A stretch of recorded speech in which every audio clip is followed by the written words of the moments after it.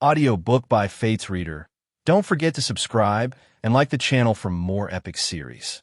Drop your recommended novel in comments below. We love to know what you want to hear next. Tales of Herding Gods. Chapter 81.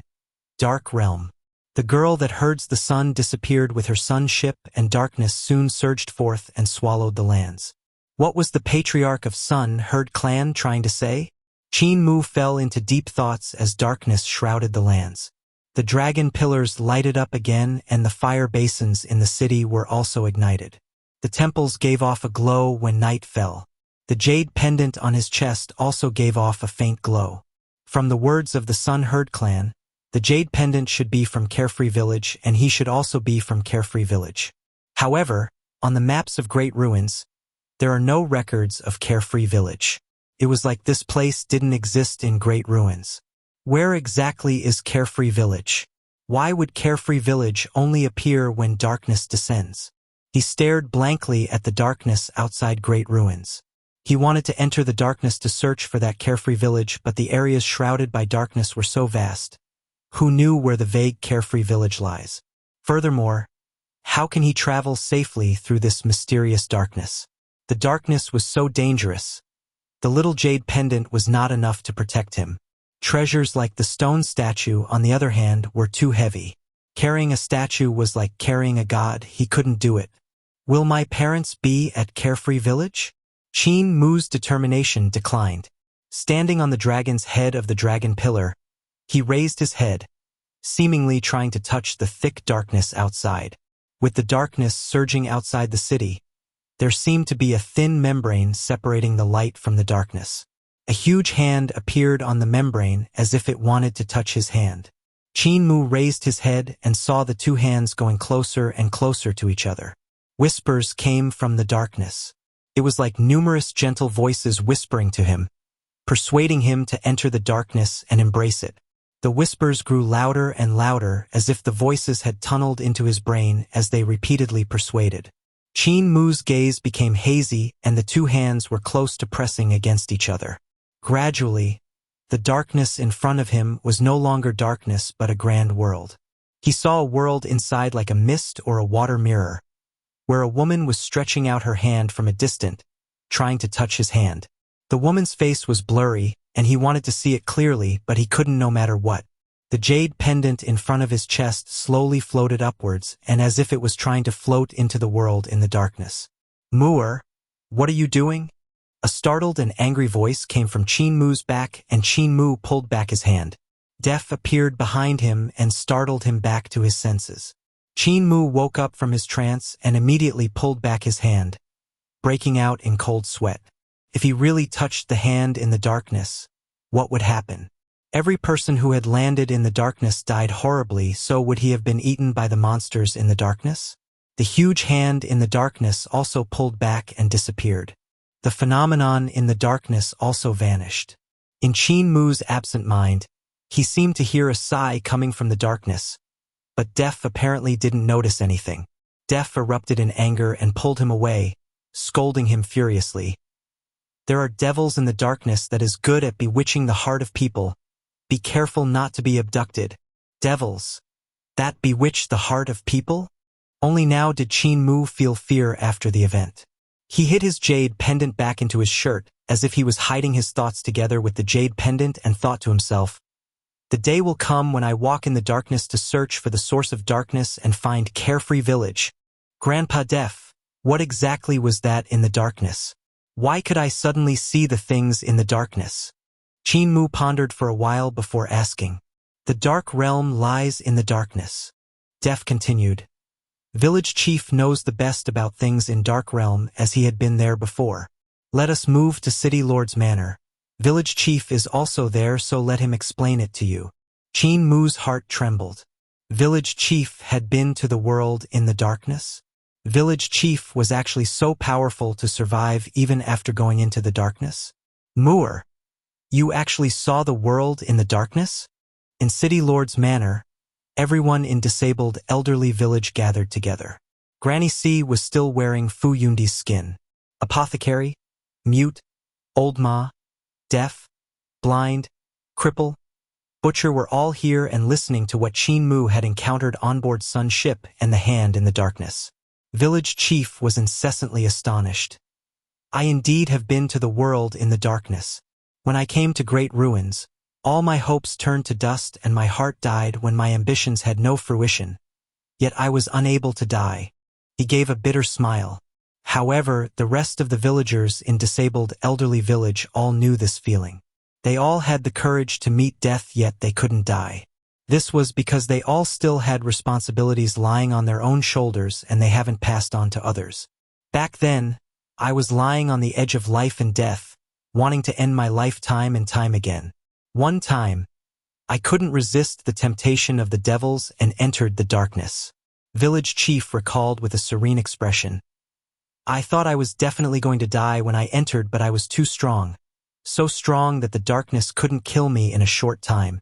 This sentence would make others think that he was boasting, but the villagers of disabled elderly village didn't have this kind of thoughts. When village chief said he was too strong, he really was too strong. What kind of terror was the darkness? Everyone in disabled elderly village was the finest experts in this world, but other than village chief, no one else would dare say they could enter the darkness and not die. Village chief continued. I walked in the darkness frantically, screaming towards the monsters and devils in the darkness, begging for death. However, at that moment, the darkness in my eyes gradually faded and I saw the world in the darkness. It was a world that overlaps with great ruins, but it was a different world. It was a strange world that was peeled off from the darkness all of a sudden. Everyone's heart shuddered. There was really such a world? How does the world in the darkness look like? Even the darkness had faded then. There was still something like the fog that shrouded everything in front of my eyes, making me unable to see too far. The warped figures cleared my mind, making me able to see them, but not clearly. They were all very strong and even stronger than me. They waved to me, seemingly trying to invite me over. However, thinking of the responsibilities I was still carrying, I couldn't die there and retreated back out of the darkness. Village chief continued solemnly. After that, I tried to enter the darkness again to search for the world hidden in the darkness, but I couldn't find it anymore. The world that Moore saw should be the world I saw. I refer to the world in the darkness as dark realm and the world we are in as light realm. Light and dark correspond and alternate with each other. During the day, the light realm dominates, and when the night falls, the dark realm dominates.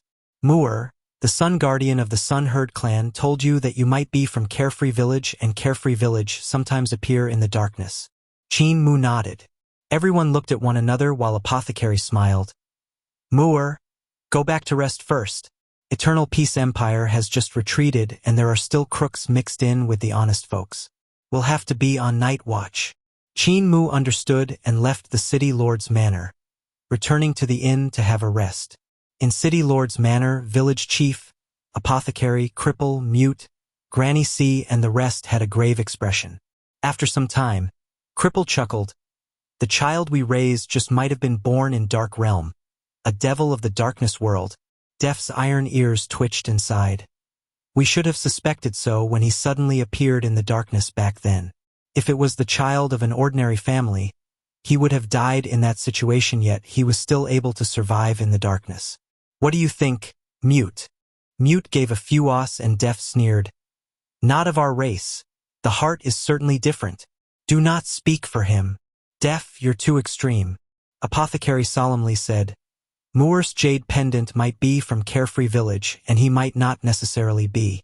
Furthermore, so what if he is from Carefree Village? No one has been to Carefree Village before, and it might not belong to the Dark Realm and be evil. Furthermore, not only devil resides in Dark Realm. There might be other possibilities to Moore's birth. Granny C sneered. So what if Moore is a little devil from Dark Realm? He is our child that we endured all sorts of hardship to raise. He is our flesh and blood. Cripple retorted angrily. Granny, you are being unreasonable now. Unreasonable? Damned Cripple, are you think of killing Moore then? The few people argued here and there. Old Ma, who was silent all this time, suddenly said, We are the ones who brought Moore up. We are also the ones who taught him. If we are devils, we would have brought up a devil. What kind of person are we to determine how he would be raised? Everyone became silent. Old Ma always had little to say, but every word he said were significantly important. Old Ma is right. Old Ma was the one cripple respected the most. Therefore, he nodded his head. I've worried too much. What do you think, Deaf? Deaf looked at Mute as he was the closest with Mute. Mute's rosy red face that was roasted by the furnace revealed a smile as he gave some os. Deaf replied, I know you're not a bad guy. I also feel that I'm not bad neither. If Qin Mu does become a devil, we'll have to blame them. Other than us, the rest of them in the village aren't any good. Granny C became angry. Damned bookworm. Are you discriminating those that are cultivating the devil path? Deaf sneered and plucked out his iron ears, indicating that he didn't want to pay attention to them anymore. Village chief got a headache and said, We're all from the same village, so the less said, the better. Deaf, put your ears back. It actually quite scary. Deaf stabbed his ears back with a plop and village chief continued. I was thinking of bringing Moor to Dark Realm and have a look if there's a carefree village there. Everyone jumped in shock. Village chief smiled. Don't worry. When I first entered Dark Realm, it was 400 years ago. I have also improved in the past 400 years. Let me have some time to make preparations and then bring Moor around the darkness. Tales of Herding Gods. Chapter 82. The Qin of Qin Mu. Early next morning, Ling Yuxiu came to the inn to look for Qin Mu and bid goodbye. She was still the same, using her beautiful hair at the sides to make her face look thinner. Sitting next to Qin Mu, she ordered a pot of green tea and had a clear gaze. Great Ruins is a place of poverty and is not suitable for prolonged stay. The world that you can only see here is a desolate place. Only by walking out of Great Ruins could you experience the vastness of the outside world. Outside, the spells and divine arts see new developments every day as Eternal Peace Imperial Preceptor and the Emperor establish a new generation of great aspirations and abilities. The spells and divine arts of Eternal Peace Empire is currently going through a great transformation. You have the guts and the potential, therefore, I don't want you to be tarried in such a remote and desolate place. I may be a woman, but I also would like to achieve great things. If you are willing to leave with me, we can depart today. Qin Mu was stumped for words. Should he follow this girl to Eternal Peace Empire? He actually really wanted to go out of Great Ruins to experience the outside world. Great Ruins was too dangerous, and with his current ability, it was basically impossible for him to explore Great Ruins. Even existences like Village Chief had never explored the entire Great Ruins. What he needed now was an experience. The people outside of Great Ruins came into Great Ruins for experience, however, he wanted to go out of Great Ruins for the experience. Ling Yuxiu's invitation was very tempting to him. Even though Imperial Preceptor wanted very much to unify Great Ruins and occupy here, Qin Mu had no ill feelings against him. On the contrary, he held Eternal Peace Imperial Preceptor in high esteem. For Eternal Peace Imperial Preceptor to make such a great change and employ other sects for his own use to create ultimate arts together and to promote the development of spells and divine arts. This kind of breadth of mind and talent made Qin Mu admire him. He wanted to go out to meet the new generation and the new ultimate arts that such a peerless talent had founded. Where do you stay? Qin Mu asked. The capital city. Ling Yuxiu replied. The youth pondered and smiled. Capital city of Eternal Peace Empire. I'll definitely go there. You can return to the capital city first. I'll find you when I go there. Ling Yuxiu frowned. You're not going with me? Qin Mu had a headache. My guardians have a strict rule. I have to clear their tests before I can leave home. There are 9 guardians, therefore. There are 9 tests for me to pass before I can go out for an experience. Ling Yuxiu was astonished. Even with your ability, you can't pass the test? She felt unbelievable. With a raise of a knife, Qin Mu slew Fu Tingyue, and that was truly breathtaking. One should know that Fu Tingyue was the #1 martial arts practitioner in Border Dragon City. Even though being #1 in Border Dragon City means nothing in Eternal Peace Empire, Qin Mu's ability was considered to be outstanding in Spirit Embryo Realm. In her eyes, he had no problem entering top 10 in Eternal Peace Empire. Yet with this kind of ability, Qin Mu wasn't able to pass his guardian's test. My family's rules are slightly stricter. Qin Mu replied ashamedly. I have to pass 9 tests before I'm considered an adult, but I've yet to clear even one. In that case, I'll be waiting at the capital city for you. That's right, there are inspection mirrors guarding at the borders. If you pass by the borders, you need to be careful. Ling Yuxiu stood up and was about to walk out, but she suddenly halted, giving a smile that was yet not a smile. I've given you a handkerchief, so shouldn't you give me something back? Qin Mu immediately searched his body and couldn't find anything of value to give as a gift. Thinking for a moment, he took down his big iron hammer and gave it to her. Ling Yuxiu didn't know whether to laugh or cry. Biting her red lips, she asked, You're giving a girl a big iron hammer? Qin Mu scratched his head and took down his pig slaughtering knife, bamboo cane, brush and ink, and a pouch of dragon coins, mumbling, Choose anyone you like. Forget it. I'll take the big iron hammer then. Ling Yuxiu got a headache and carried the big iron hammer out of the inn. Outside the inn, numerous divine arts practitioners stood at both sides of the door. Qin Feiyue was pulling onto a steed while standing there. When he saw Ling Yuxiu walking out, he looked peculiarly at the iron hammer in her hands. Even though there was doubt in his heart, he didn't ask questions and immediately said, The preparations for the ship are done. May 7th young. 7th princess get on the horse. Ling Yuxiu flipped her body up the horse. Looking at Qin Mu, who was flabbergasted in the inn, she winked at him and spat out her tongue. Qin Mu startled blankly and stuttered, Why? You. I'm the fatty 7th young master who you've described as chubby. Cowherd. Let us meet again in the capital city. Ling Yuxiu giggled. Her voice was clear and loud like a bell. With a hand holding onto the big iron hammer, her other hand was cracking the horsewhip. Qin Mu was stunned as he grabbed the fragrant handkerchief in his hand. Unable to say anything, Qin Feiyue waved his hand and numerous divine arts practitioners of eternal peace caught up Ling Yuxiu in quick steps. He then glanced toward the inn before going into the inn and sat down in front of Qin Mu. Looking straight at Qin Mu with a bright gaze, he asked, Your surname is Qin? Qin Mu composed himself and suppressed the shock from knowing that Ling Yuxiu was the fatty 7th young master who's chubby. Nodding his head, he replied, General's surname is also Qin. I've heard other people refer to you as Little General Qin. In this vast world, there are many people with the surname Qin. Qin Feiyue poured tea for himself and said indifferently, Some people have a poor fate, therefore they are born into poverty, while others have a good fate. Therefore, they are born into riches and honor. A surname Qin can't represent anything. You may have the surname Qin, but you're an abandoned person, a lowly commoner of great ruins. Little brother, don't be delusional.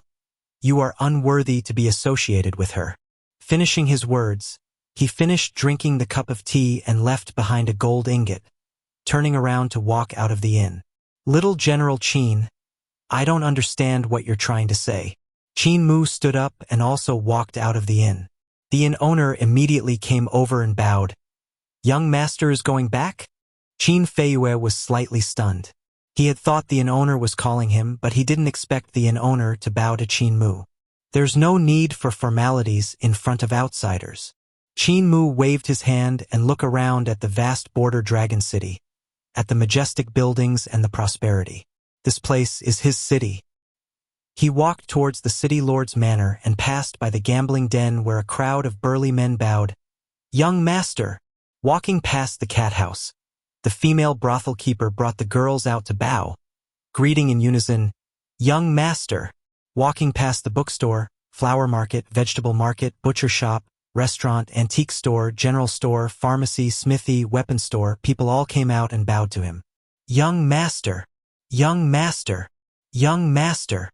Qin Feiyue frowned. Looking at Qin Mu walking all the way to City Lord's Manor. The gates of City Lord's Manor opened wide and Fu Yundi walked out to welcome him while laughing heartily. At the same time, he ordered the guards at his sides. Are all of you blind? Aren't you going to greet young master? The divine arts practitioners guarding the door bowed and greeted loudly, Young master! From this day on, this entire city will be our home. Fu Yundi laughed loudly and walked Qin Mu into the City Lord's Manor. Qin Feiyue greatly frowned. He had no idea what had gone wrong. He didn't know why Fu Yundi would be so cheerful with the person who killed his son. It was like Qin Mu was then his son and not Fu Tingyue. He had no idea how Qin Mu had latched onto the rich and powerful Fu Yundi. Uncivilized barbarian can only be king of the streets and never step his foot up the imperial court. Turning around to leave, his body suddenly shuddered when he reached the city's gates. He figured out exactly what was wrong and turned his head back to look unbelievably at the city lord's manor at the end of the street. Heavenly devil creation technique. Cult mistress. He composed himself and turned to leave.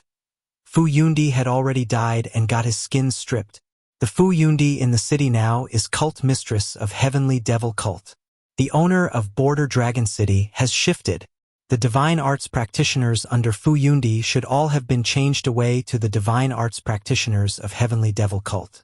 The entire city are people from Heavenly Devil Cult.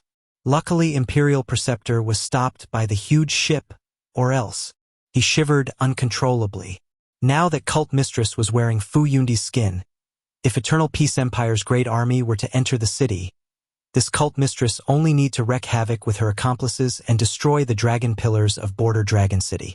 This way, the Eternal Peace Empire's army will be eliminated in one fell swoop, causing a great deal of damage to Eternal Peace Empire's strength, and even a setback that could lead to the ruins of Eternal Peace Empire.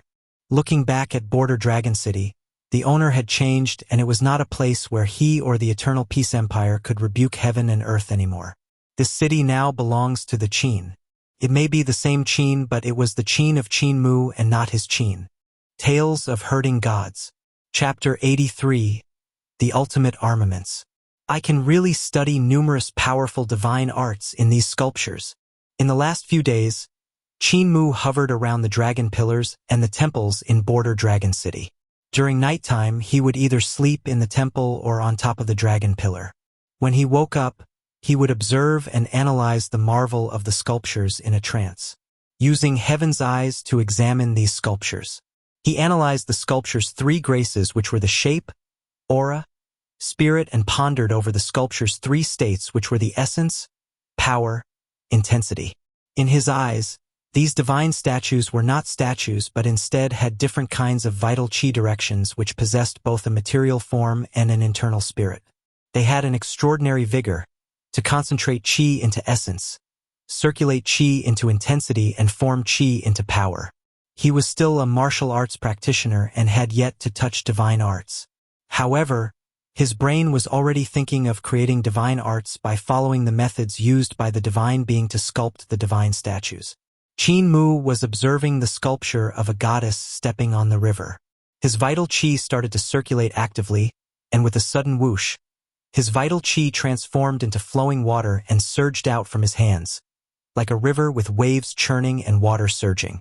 Every slam of his palm had the sound of waves surging, and as his palms alternated at his waist, the power of Qin Mu's palm grew stronger, and suddenly with one smash, his vital chi transformed into a surging river and burst forth 12 yards, shattering a huge rock in front of the temple into pieces.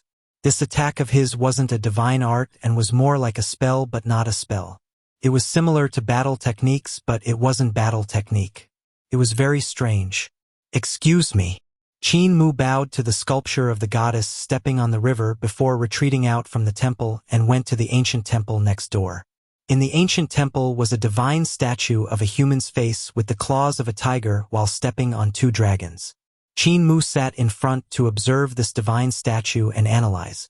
As 3 to 5 days passed by muddle-headedly, Qin Mu managed to grasp the three graces and the three states of the statue, and his vital chi involuntarily circulated accordingly to what he was seeing. Suddenly, a radiant gold light appeared on his body, and every movement he made sounded like metals colliding with each other. His form was similar to the divine statue.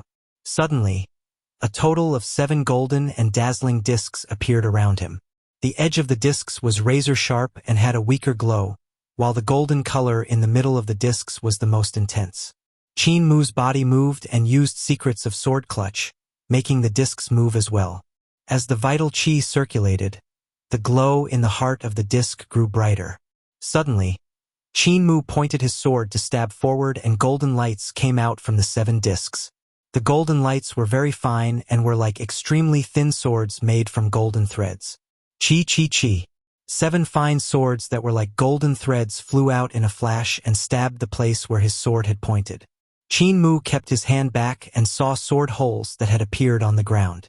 It's still not as powerful as old Ma's fist skill. As something's wrong. When did my vital chi become white tiger vital chi?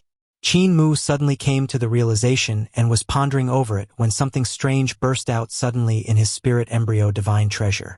His spirit embryo took a deep breath and instantly absorbed all of the remaining golden light in the golden sea. Qin Mu suddenly felt the heart of his brows getting emptied out, his mind turning blank and giddy. When he regained consciousness, he discovered his spirit embryo had fallen asleep again. Wait, village chief clearly said the 3 elixirs of Overlord Body 3 elixir technique meant that the spirit embryo would awaken 3 times. Why does my spirit embryo showing signs of a 4th awakening? Qin Mu was a little bewildered. With the spirit embryo in deep sleep, he was only left with half of his cultivation, making it was slightly strenuous for him to continue maintaining his heaven's eyes. Therefore he left the ancient temple at once. Young master, Patriarch has sent a letter to you. Just as he walked out from the temple, he saw an elder in green bowed and stood outside. He was not sure how long he had been there. The elder in green immediately came up and took out a letter from his sleeve. May young master read it personally. Devil Cult Patriarch has a letter for me? Qin Mu temporarily let go of the fact that his spirit embryo was having a 4th awakening. Receiving the letter, the elder in green immediately fell back as Qin Mu opened up the letter. To young cult master, it's been 3 years ever since the goodbye at Surging River. As one grows old, they become more aware of their lifespan. I'm already old and looking at my lifespan, only 7 years are left. I hope I can meet young cult master again in my living days and witness your ascension. Qin Mu closed the letter. The message meant that Devil Cult Patriarch only has 7 more years to live and wanted to meet him again while he is still alive, officially making Qin Mu the cult master. Ling Yuxiu wants me to find her at Eternal Peace's capital city, and Devil Cult Patriarch also wants me to meet him. It's time for me to decide whether to stay or to leave. Qin Mu composed himself. Does he want to leave Great Ruins, leave disabled elderly village, and leave this family that had raised him? He summoned the elder in green over and said, Pass my reply to Patriarch. In a few days' time I will leave Great Ruins and go meet him. The elder in green acknowledged and turned to leave. Qin Mu pondered for a moment and came to City Lord's Manor. At this moment, the sky was turning dark, and in City Lord's Manor, village chief and the rest were gathered together. These elderly were all wearing the new clothes that Qin Mu had personally sewn for them. Qin Mu had bought a lot of silk in the city and was making clothes for the first time. The clothes were actually quite fitting, just that the fabric Qin Mu chose was slightly garish. Therefore, as the elderly wore their new clothes, they were all like old and rich landlords who looked bright and pretty. However, this was Qin Mu's kind intention. Thus the old men were all very happy. Mu'er, village chief, has come out from cultivation and is ready to bring you to Dark Realm in the darkness to search for your birthplace. Apothecary waved him over and smiled. You'll leave tonight. Qin Mu's heart pounded violently in excitement, and threw the thoughts he had to the back of his head before hesitating for a moment. There are numerous dangers in the darkness, Grandpa Village Chief. No worries. Village Chief gave a warm smile. My old bones can still handle that. Mu'er, this time we are entering the darkness. Therefore, you are not to leave my side. Granny, pass the great education heavenly devil scriptures to him for protection. Granny C took out a ball of thread from the little basket and gave a flick. A strand of thread flew over to Qin Mu and weaved around Qin Mu's hand, forming a glove in the short while. Qin Mu gently gripped his hand and was astonished. He couldn't feel that he was wearing a glove. Village chief ordered again. Cripple, take your emperor's disc over and let him wear it. Cripple took down a jade disc from his neck. This jade disc was like a pendant, yet not a pendant. It was as big as a palm and had strange writings on it that were continuously flowing and changing.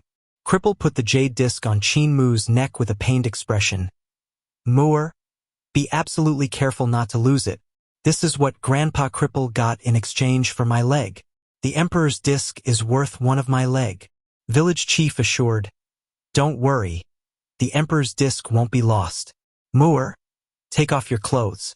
Qin Mu didn't understand the meaning of it and took off his shirt, revealing his toned body. Village chief gave a cough. "Take off everything and don't wear any clothes." Granny C turned over and Qin Mu took off all his clothes, leaving the glove on his hand.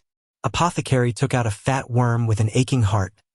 "This cup of blood is the precious blood of a poisoned dragon. It wasn't easy for me to get this." The fat worm was squeezed by him and a small cup of blood was filled.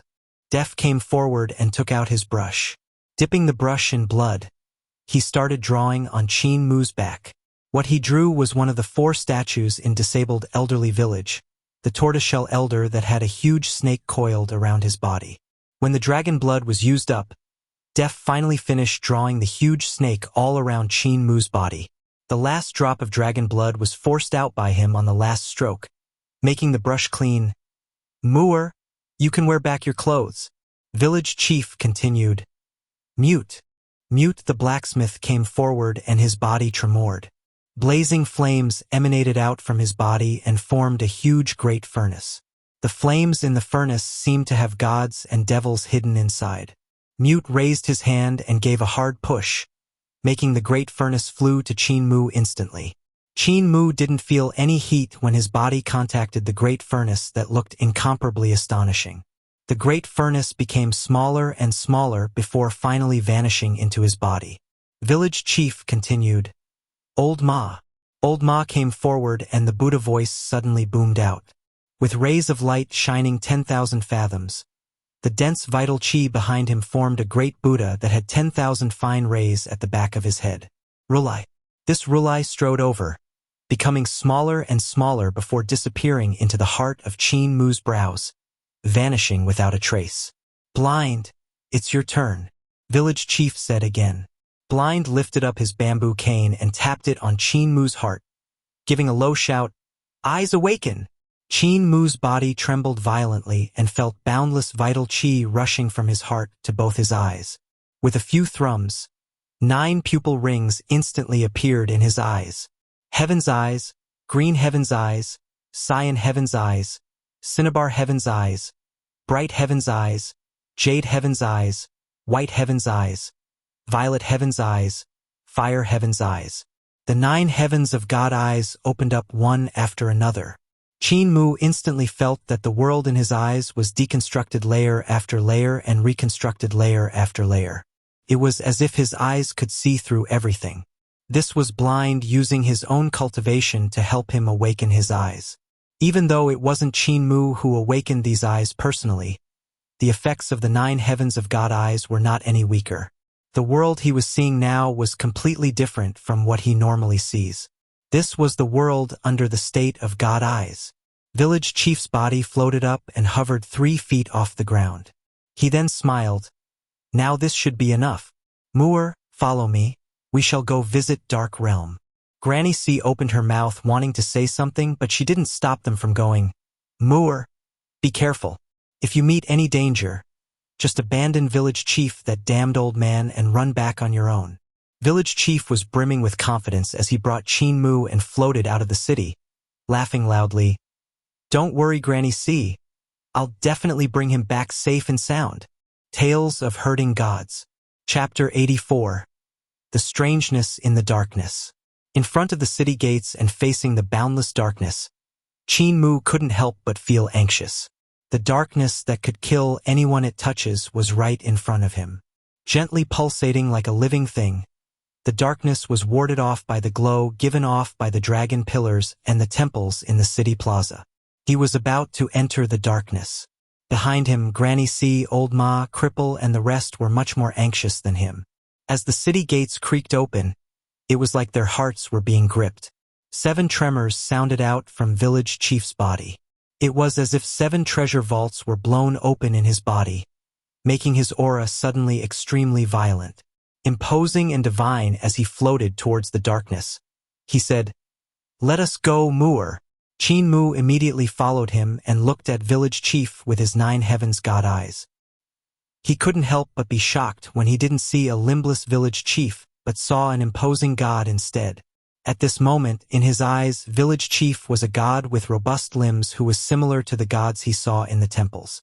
The only difference would be that village chief was a living god and the gods in the temples were just sculpted out. I knew the old man was still himself. Blind propped himself on his cane and sighed. Old man is still much more powerful than us. Mute nodded his head repeatedly in deep agreement. Mute's right. Deaf approved. It's just that we don't know how long the old man can last. If he can't last long enough, both of them are going to die. Granny immediately spat twice. Pooh. Touch wood. May luck be with them. In the darkness, the jade pendant on Qin Mu's chest lit up while the youth carefully followed village chief who was floating forward in the darkness. Turning back to have a look, Border Dragon City was like a city of 100 gods in the darkness. There were huge dragons on the city walls and huge gods standing upright in the city, guarding that piece of land to prevent the darkness from getting close. Village chief. He suddenly remembered something and immediately said, "My spirit embryo went into a slumber again." Village chief's figure stumbled and the light flames blazing around his body almost extinguished. He immediately stabilized his state of mind and asked, "Moor, you haven't told any of those old fellows, right?" At the instant when his state of mind wavered, strange devil voices came from the darkness. It was as if the devils in the darkness were whispering to each other, trying to take advantage of the opportunity when the light flames extinguished to break in. Qin Mu looked cautiously at his surrounding and shook his head. "I didn't have time to tell Granny and the rest. Village chief, didn't you say each awakening is 1 elixir of Overlord Body 3 elixir technique? I had already awakened 3 times and awakened my 3 elixirs. Now that my spirit embryo is asleep again, it would be the 4th awakening when it wakes up again. Did something go wrong when I was cultivating?" Village chief sighed of relief and smiled. "This is a good thing. The 3 in Overlord Body 3 elixir technique isn't the 3 in 1, 2, 3, 4. The path produced 1, 1 produced 2, 2 produced 3 and 3 produced all things. The 3 in Overlord Body is the 3 in 3 produced all things, therefore there are possibilities of awakening multiple times." Qin Mu suddenly saw the light and exclaimed in admiration, "Village chief is wise." Sweats rolled off from village chief's forehead as he exclaimed to himself, "I sure am quick-witted." After that explanation, no matter how many times Qin Mu awaken in the future, it will be easy for me to explain. The little fellow is easy to fool, but it would be harder for those old fellows in the village to believe me. Luckily, they don't know about this yet. However, Qin Mu didn't feel that there would be a 5th awakening as all the golden light in the Golden Sea were absorbed by his spirit embryo. The darkness was thick, and as they went deeper into the darkness around them turned denser and denser. It was different from what Qin Mu had seen previously. Previously, when he had stretched out his hand, the darkness actually faded and dark realm appeared along with a woman stretching her hand towards him. Whereas now, the darkness was getting darker and darker instead. Other than the places illuminated by village chief's light flames, he couldn't see anywhere else. Suddenly the light screen violently tremored as if there was some huge monster crashing into the light screen. Qin Mu immediately took a look and his scalp turned numb. He saw a huge shadow trying to tear apart the light emanated from village chief. Swish! Among village chief's hair, a sword light flashed out and flew into the darkness. The huge shadow warped and flickered around like a phantom before fading away, seemingly retreating back into the darkness. The sword light flew back and village chief had a solemn expression. A drop of blood gently slid off the sword light and hung on the tip of the sword light. Qin Mu raised his hand to get ready to retrieve this drop of blood, when village hurriedly shook his head and said, "Don't touch it." Ding! The drop of blood landed on the ground and gave off the sound of when a metal collides with a rock. What followed it was the withering and drying of every single surrounding vegetation. Following village chief forward, only after 300 yards did they leave the area affected by the devil properties of that blood. He couldn't help but be overwhelmed with shock. Just now, that dark monster's ability is extremely strong and is not any weaker than me. Village chief had a grave expression as he looked around him. He could faintly see shadows creeping around him, moving and changing irregularly. There seemed to be countless of monsters hiding around them. That drop of blood is the blood of the devil god. If you touched the blood just now, the god statue that Death painted on you would have been tainted and would be unusable. Moor, you have floated down from upstream, so we'll move upstream along Surging River. Not long after, they reached the side of Surging River. Village Chief floated on top of the river surface while Qin Mu followed him by stepping on the river. Looking around, Qin Mu could still see shadows continuously moving and peculiar whispers sounding out time and time again. It was as if the devils in the darkness were discussing how to eat them, making his blood run cold. However, with Village Chief by his side, he felt much more secure. Village Chief said, "Let us go to the end of Surging River. We'll have to sprint about 2,000 miles and your speed is too slow. Let me carry you." Qin Mu suddenly felt his body turning light and floating up like a goose feather. The light flames around Village Chief suddenly blazed brightly. Within the divine light, his body started to become more and more imposing, just like a giant who's able to support both heaven and earth, taking wide strides towards upstream of Surging River. Qin Mu was dumbstruck. This kind of speed was simply as fast as lightning. In his days, they passed by 1,000 mountains and waters in a flash. If he used his naked eyes to look at Village Chief was still limbless. However, using 9 heavens god eyes to look, Village Chief had robust limbs and was glorious like gods. The two different forms existed simultaneously.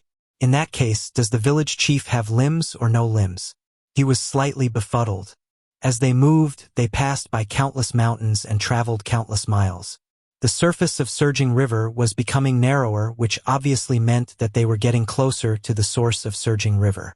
Along the way, Qin Mu saw numerous sights he couldn't see normally. He saw giants towering along the coastal area emanating divine light like torches. They were the stone statues on both sides of Surging River. In the morning they were ordinary stone statues, and when at night, his naked eyes could only see stone statues giving off light, but with his god eyes, he could see another world. Other than these villages, there were also ancient ruins on both sides of Surging River. The divine light, there was like daytime, and Qin Mu even saw living giants moving in the ruins. Are there living gods and devils? He was stunned. Other than the giant moving in the ruins, he saw even stranger stuff. In the darkness, there were behemoths, which only appeared in legends, hunting for food. The divine beasts that was as big as mountains fought with monsters in the darkness, shattering mountains and rending the earth. These divine beasts had divine light all around their bodies and were like fire torches in the darkness. Tonight he saw a totally different great ruins, an epic world that was like a fairy tale. Back when Granny C picked Qin Mu up from the water, they could deduce that Qin Mu and the woman in the water had floated down from upstream. Now that they were reaching the source of Surging River, if they still can't find Carefree Village there, they could only return. Great Ruins was too big and too dangerous. They couldn't search the entire Great Ruins in just one night. At this moment, Village Chief suddenly halted. Qin Mu immediately stabilized himself and was about to say something when his hair uncontrollably stood on their ends. He immediately shut up and even stopped breathing. In front of them was a huge army marching deep into Great Ruins. The soldiers of this army were tall and majestic, just like gods and devils that were shining radiantly. However, their face was ashen with lifeless eyes and had tusks jutting out from their mouth. Even though their aura was extremely terrifying, these gods and devils were clearly corpses. Some of them were missing arms and some were missing legs. Some had half of their head left while others had a huge hole opened up in their chest. The weapons in their hand were also badly damaged. Now the great army formed by the corpses of gods and devils hurried on through the forest and crossed the river. There were also ancient bronze war chariots in the army. The war chariots were battered and the war flag hung on them were also full of holes. Bronze warships which also sailed from far away. These bronze warships were also extremely worn out and had huge holes on the sides of the ship. The masts of the ship had also collapsed. Qin Mu didn't dare to breathe, and even Village Chief held his breath as he quietly looked at the strange army troops. When this army of corpses had crossed surging river, Qin Mu then panted heavily. Village chief also let out a murky breath with his flickering gaze. "Let us follow and have a look." After he finished speaking, he floated towards the army of corpses. Suddenly, the sound of slaughter that shook the sky came from the front and terrifying pulses traveled over. Village chief brought Qin Mu to the peak of a mountain and both of them were shocked at what they saw. They could only see the badly damaged corpses of gods and devils fighting a war. The ones they were fighting were also corpses that were wielding all kinds of weapons and were giving off extremely intense glow which shone onto the valley, lighting it up like it was daytime. This is the ancient battlefield of gods and devils. Village chief had a slight change in expression and immediately pulled Qin Mu back while solemnly saying, "I have come to the ancient battleground of gods and devils in the day once, and it was very dangerous that I almost couldn't make it out alive.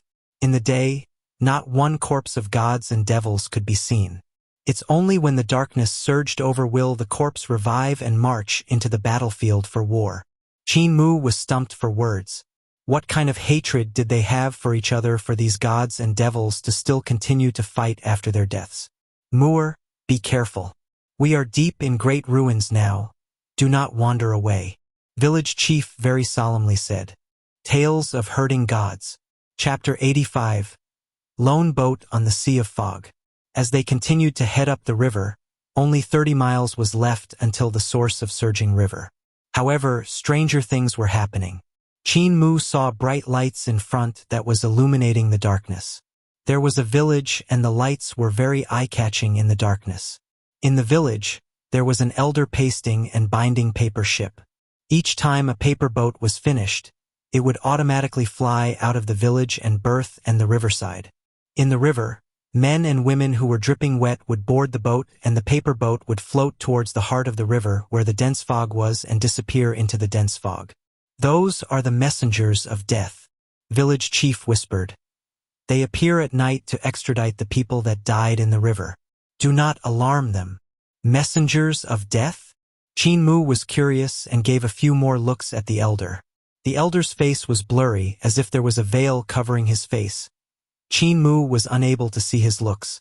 The elder in the village seemed to notice as he raised his head to look at Qin Mu. Qin Mu's blood ran cold and felt his soul wavering. It was as if it was trying to fly out of his body. However, at this moment, a booming Buddha voice came from the heart of his brows. The Rulai imprint the old Ma placed in the heart of his brow shone brightly and blocked the gaze of the elder. "Living being goes no further." An indistinct voice traveled over as the elder lowered his head and continued to paste his paper ship. Village chief said prudently, "Muir, don't meddle with the world after death." "The world after death?" Qin Mu was stunned and asked, "We are clearly in great ruins and this isn't the world after death. Why does village chief say so?" "There are many peculiar places in great ruins that are linked to different worlds. That little village is the place linked the world after death and our real world." Village chief replied, "Not only great ruins have this kind of places, there are also similar places outside of great ruins. If you leave great ruins and meet such a village and such an elder, do not get involved with them.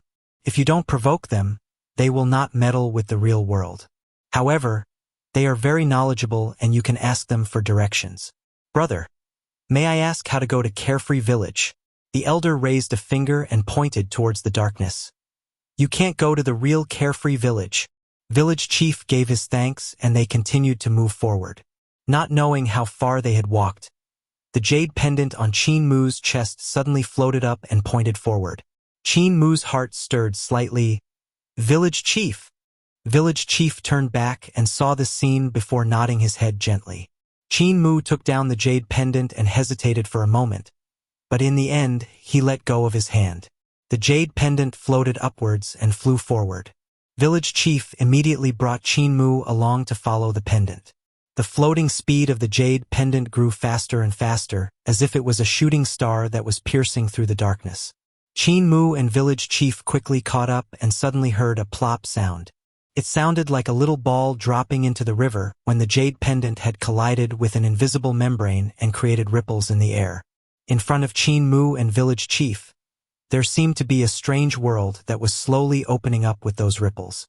In front of them was a vast land shrouded by fog which had towering mountains. The land was hidden deep in the darkness, overlapping with the darkness that was not exactly darkness. There's really another world in the darkness. Village chief brought Qin Mu along to catch up as he stretched his arm to grab the jade pendant, unable to concentrate. Is this where Carefree Village is? Will my parents be here? The jade pendant was still trembling in his hand as if it wanted to fly to its owner's location. Qin Mu wore the jade pendant back on his neck and used the jade pendant to lead the way. Village chief immediately blocked him and said calmly, "Moor, since we are already here, there's no need to rush. We should take things step by step. There is something weird." Qin Mu calmed himself down and walked forward. The mountain range here was elegant, but they were covered by gray fog, making them look blurry. Is this really Carefree Village? Didn't the messenger of death said they wouldn't find Carefree Village? The gray fog in front made the mountains faintly discernible. Suddenly a crisp crack sounded below Qin Mu's feet, and a voice came out, "Ow, you hurt me." Qin Mu jumped in shock and immediately looked down. He saw a skeleton hand pulling itself out below his feet, and a skull popped out from the fog, looking at him with its empty eye sockets. Human! The skeleton gave a piercing scream which reverberated in this hazy gray world. Qin Mu immediately moved back one step and another crack sounded beneath his feet. Only now did he see the countless skeletons on the ground. There were innumerable bones accumulated and piled up together, unaware of how deep it was. The 9 heavens in his eyes revolved as he looked towards the mountains and shivered uncontrollably. The mountains in the fog were built by countless of bones. These bones formed piles and piles of mountains while being hidden in the fog. Qin Mu's hair stood on their ends as the bones on the ground stood up one by one. Skeletons swayed as they stood up in the hazy gray fog, and all kinds of distorted voice reverberated in the fog. Human? Where's the human? It's been very long since a human came by. Which human could make his way here? They have flesh. We have no flesh. Steal their flesh. Village chief frowned as he looked afar. The mountains far away were also tremoring, and the mountains stood up and strode over like a monster formed by innumerable white bones. As the white bone mountains walked over, there were also countless of skeletons dancing around and climbing the mountain, making these white bones behemoths bigger and bigger. These bones still had the might of gods and devils, which clearly meant that they were the bones of gods and devils. The noisy voices of the skeletons were loud and chaotic as they kept shrieking to eat the humans who had made their way here. Where did so many dried bones come from? Village chief also couldn't help but to rant and rave. A few small skeletons that were only 3 feet dashed out from the gray fog and grabbed onto Qin Mu's leg to bite. Qin Mu shattered them with a palm, but even more skeletons clattered as they sprinted over. It was like a huge wave in the big sea. Very intimidating. Village chief's vital chi flowed out and transformed into sword lights, but there were simply too many skeletons here. Even he was having a headache, especially towards the bones of gods and devils, as they were even harder to deal with.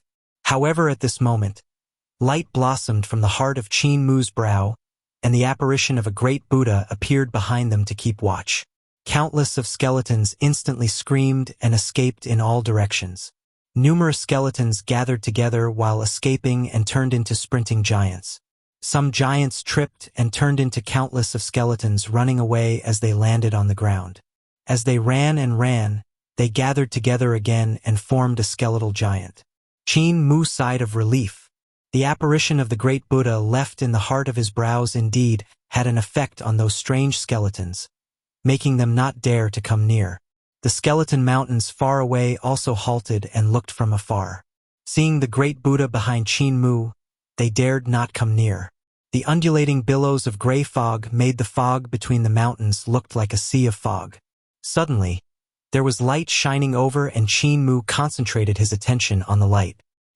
He was slightly stunned when he saw a small boat made from a leaf floated between the 2 mountains of bones. The small boat made from a leaf floated on the fog. At the bow of the small boat, a lantern hung on the lone mast. There were no sails, and the lantern was giving off a weak glow.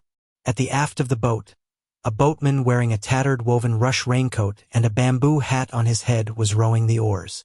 Under the lantern sat a man who was also wearing a bamboo hat. His face couldn't be seen clearly. The small boat quickly reached in front of them, and the man under the lantern stood up. Turning around, he bowed towards the boatman and took out a gold coin. As the boatman stretched his hand out to take the gold coin, Qin Mu immediately saw that there was no flesh on the boatman's palm. Under the bamboo hat and woven rush raincoat was actually a skeleton rowing a boat. The man under the lantern disembarked the boat and was slightly stunned when he saw Qin Mu and village chief. He bowed and greeted with an old voice, "Brother." Qin Mu and village chief bowed and returned the greeting, "Brother." The person pressed down on his bamboo hat and walked away. Village chief suddenly said, "Hold your steps, brother." The person halted. Village chief asked, "Does brother have any spare coins?" The person gave a hoarse laughter. "You didn't bring any money and you plan to make the ghost row the boat?" Village chief gave a smile. "That's why I would like to borrow some from brother." Laughter came from under the bamboo hat. "Old sword god, it's been a while since I last saw you. There aren't many people left from our generation. It's also fate that we can meet here. Fine, I'll give you some fengdu coins." He stretched out his palm and the few gold coins floated in his palm. With a grave expression, village chief's vital qi showed its form, growing arms and legs. He slowly stretched his hand out and grabbed towards the gold coins. As both of their hands touched each other, their body swayed. The man under the bamboo hat pulled back his hand and turned to leave while sighing. "You're old, but you're still slightly stronger than me. But it's good that I'm younger than you and can live slightly longer than you." Village chief sent him off with his gaze. "You're stronger than before, but you might not live longer than me." "That's hard to say." The man under the bamboo hat leaped and vanished. Village chief opened his palm and 4 gold coins landed in Qin Mu's hand. The arms and legs that were formed by his vital qi gradually turned faint as he said, "Muer, let's board the boat." Qin Mu boarded the small boat worriedly. Village chief also floated up and leaned himself on the mast. The boatman at the aft of the boat adjusted the bow of the boat and rowed the boat unhurriedly as it stably sailed towards the dense fog in the depth of the Skeleton Mountain. Tales of Herding Gods. Chapter 86. Living Realm of the Dead. Qin Mu sat under the lantern and the jade pendant in front of his chest was giving off a weak glow. The jade pendant still wanted to float up and fly far away. This isn't Carefree Village? If not, where exactly is Carefree Village? The small boat sailed forward unhurriedly. Its speed was not too fast nor too slow. Ever since he boarded this small boat, Qin Mu noticed that those skeletons paid no attention to them as if they couldn't see them. The skeleton mountains returned to normal and the skeletons seemed to return to death, sinking back into silence. Qin Mu shook his head as he recalled all the unimaginable encounters he had met along the way. Everything that he never imagined was actually happening, and each encounter was stranger than the previous. The monsters in the darkness, the messengers of death in the village by the river, the world in the fog, to the small boat they were taking, as well as the skeleton boatman. All these seemed so inconceivable, yet they all actually happened. Furthermore, the world in the great ruins darkness wasn't as simple as village chief had thought. Village chief had originally thought only Dark Realm existed, but from how it looks, a simple Dark Realm couldn't entirely explain what they had seen. Dark Realm could possibly exist, and it could be possible that there were other worlds in the darkness other than Dark Realm. Village chief, who was the man that had gave us fengdu coins? Qin Mu turned his head to peek at the boatman and asked in a low voice, "An old friend." Village chief had an indifferent expression. "I haven't seen him for a very long and I have not heard news of him. I thought he was dead, but I didn't expect him to still be alive. It's pretty impressive for people of my era to survive until now." Qin Mu's thoughts wandered far away. Village chief's era must have a large number of heroic figures that was like an era of all-stars. Many world-shaking people must have been born then that was just as impressive as village chief. However, what a pity it was that time waits for no one. Even if they were peerless in their generation, they were approaching old age in their later years, leaving them with not long to live. "I didn't think he was still so active and loved to run here and there," I had no idea he would run here this time. Village chief smiled. He knows how to study more than me and have encountered much more mysteries than me. Actually, I'm envious of how free and easy he's living, being much relaxed than me. Mu'er, you may meet him in the future, as he doesn't have a fixed home and love to join in the fun everywhere. His name is Ling Jing. He has a mole under his left eye and is missing a ring finger on his right hand that was severed by me. Village chief, where is this boat bringing us to? Qin Mu looked around and they were quite a distance away from the entrance of this strange world. He couldn't see where they came from and didn't know where they were going if they continue to float down like this. Furthermore, who knows if this was Great Ruins? This might not even be the world the Great Ruins was in. Village chief slightly frowned. Qin Mu's jade pendant had led them here, and it was the first time he had met such queer incident and came to such a queer place after living in Great Ruins for such a long time. However, since Qin Mu's jade pendant had brought them here, it should be related to the origin of the jade pendant. Now that they didn't know where they were and they were unable to get down the ship, they could only let the boat and the strange boatman bring them into the unknown. Mu'er, if I didn't bring you out, I might never find this place at all. As he spoke, the fog in front of him turned faint and revealed a vast land. The mountains were no longer skeleton mountains, and beside the shore of the sea of fog, there was a dock made out of wood where only boats could berth at. The small boat made from a leaf came to a gentle stop as it reached the dock. Qin Mu immediately took out a fengdu coin and planned to pay the boat fee when the boatman raised 2 white skeletal fingers. Qin Mu then took out another fengdu coin and the boatman nodded his head. The two of them disembarked and walked towards the land. When Qin Mu turned back to have a look, he saw the small boat and the skeleton boatman had vanished in the fog. Only the lantern at the ship's bow was still giving off a weak glow in the fog. Strange place. The jade pendant on his chest gently floated up and pointed forward.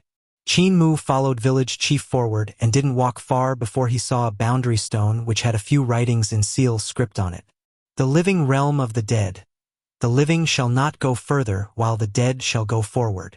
Qin Mu read the words on the boundary stone and the two of them were stunned. Qin Mu hesitated to ask, "Village chief, are we still going forward?" Village chief looked forward and faintly saw numerous villages. He smiled and said, "Since we're already here, how can we not continue and have a look at what's in front? Let us continue on." Qin Mu followed him and both of them crossed the boundary stone. Suddenly, Qin Mu cried in astonishment. Raising both his hands had unknowingly become ghastly bones of the dead. He immediately pulled open his shirt only to see his flesh had all disappeared, leaving only ghastly white bones. Looking at village chief, he had also become a skeleton floating in the air. What's strange was village chief actually grew arms and legs. His chest and head were all white bones, but his arms and legs had blood and flesh.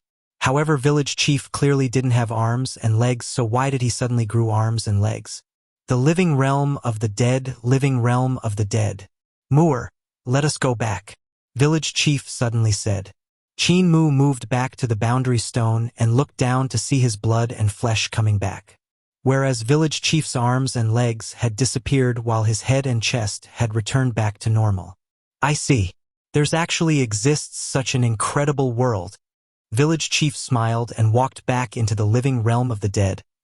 Let us go in to have a look. Qin Mu suppressed the shock in his heart and followed him into this incredible world. Village chief's feet landed on the ground and he started walking. He suddenly stopped to look at his hands and gave a rueful sigh, as if he was recalling fondly of his missing limbs. In front, the mountain range stood tall and there were temples after temples as a decently scaled village appeared in front of their eyes.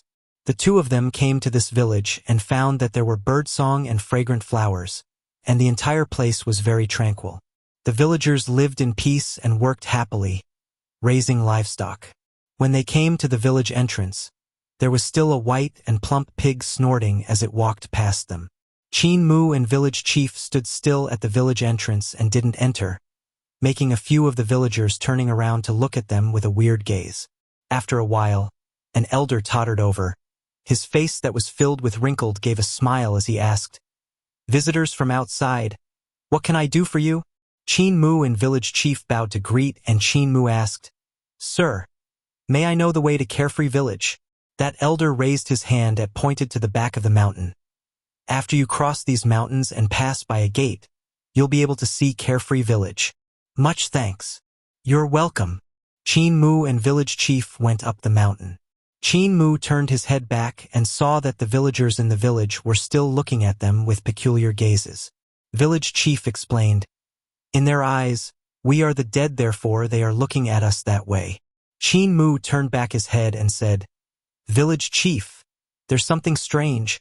Grandpa Blind helped me open the 9 heavens of God eyes, so even when my eyes are not there I could still see something hazily." Village chief halted. "What did you see?"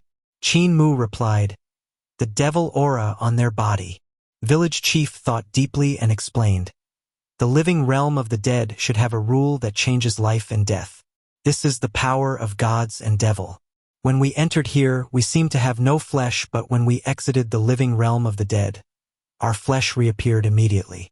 This means that our flesh actually still exists, just that it was warped by the rules, therefore we can't see or touch it.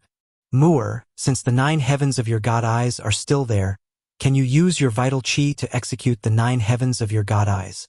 Qin Mu immediately tried and quickly sensed his eyes. He then directed his vital chi into his eyes and executed the 9 heavens God eyes formations imprinted in his eyes. He instantly felt everything in front of his eyes becoming extremely clear.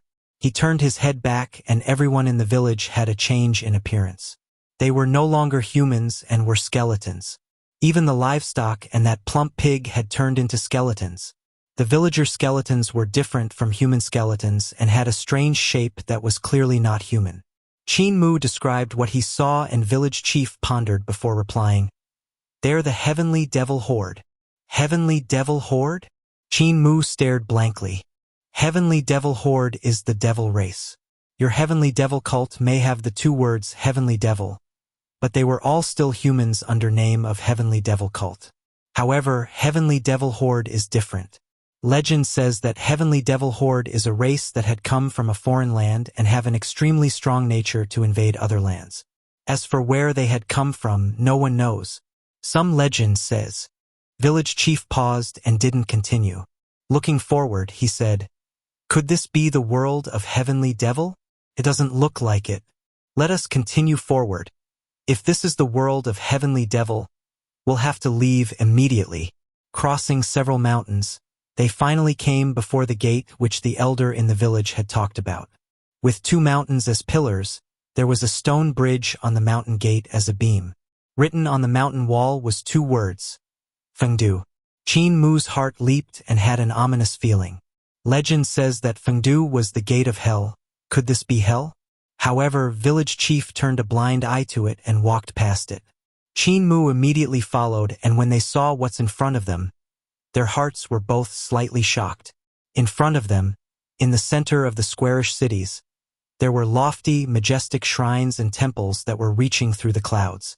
There were innumerable cities, innumerable palaces, and innumerable temples.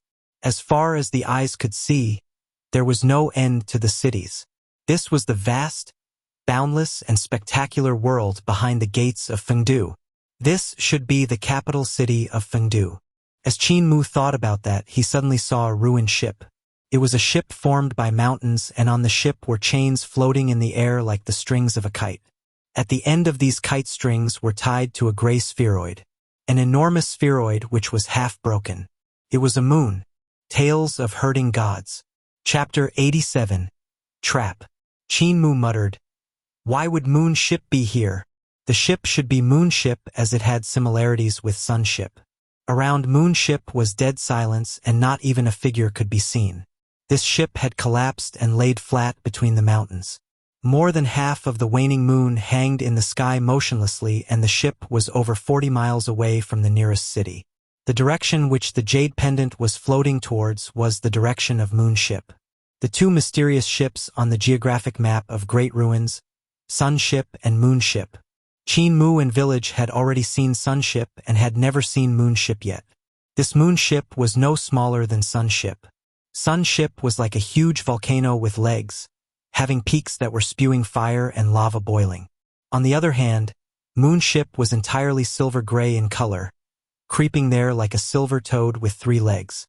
To be exact, it was like a toad carrying a ship while creeping among the mountains.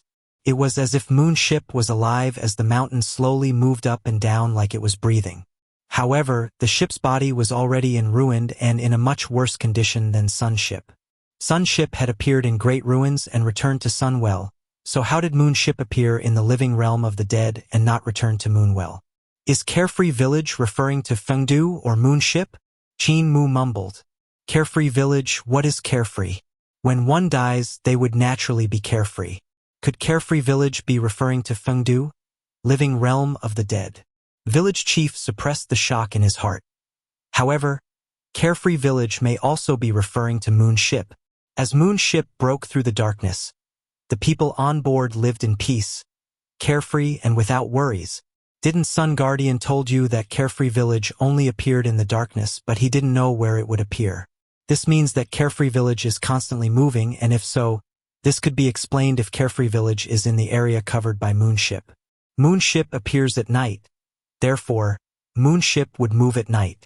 With Moon ship bringing Carefree Village to appear at night, the ship would be constantly moving, therefore Carefree Village would be constantly moving as well, having no fixed location. Moor. He paused before saying, "This is only my guess, however, if it's true, you may be a moon herder." "I'm a moon herder?" Qin Mu was slightly stunned, not understanding the meaning of it. "If you are born in Carefree Village, you may be the descendant of moon herders." Village chief smiled. "Didn't you say you met a woman stretching her hand out to you and tried to put her palm together with yours on the dragon pillar in Border Dragon City? I think that woman may be your kin or even your—" He didn't continue, but Qin Mu understood what he wanted to say. It might even be his mother. Back then, Moon ship must have brought Carefree Village to the outskirts of Border Dragon Village. Sun ship came in the day while Moon ship came at night. That woman must have discovered Qin Mu and noticed the jade pendant on his neck. Therefore, wanted to acknowledge him. However, being in such a dilapidated and desolate state, could moon herders live in this place?